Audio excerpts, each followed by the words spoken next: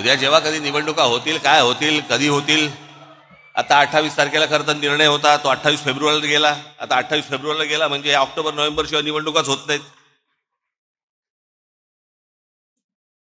बरं, ऑक्टोबर नोव्हेंबरला तरी काय अजून पुढे ढकलतील. त्यांना काय सरकारला प्रशासक नेमल्यानंतर प्रशासनाच्या हातात जर समजा या सगळ्या महानगरपालिका आणि सगळ्या गोष्टी असतील, कोण नगरसेवकांची ओझी उचलेल?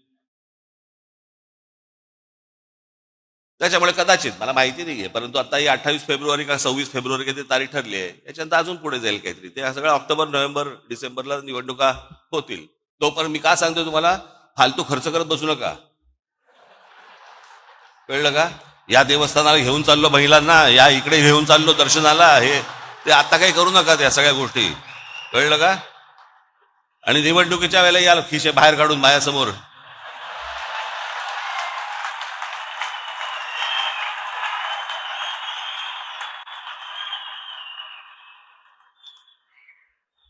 जरा सांभाळून, जरा काय आजूबाजूला चाललंय जरा एकदा बघा.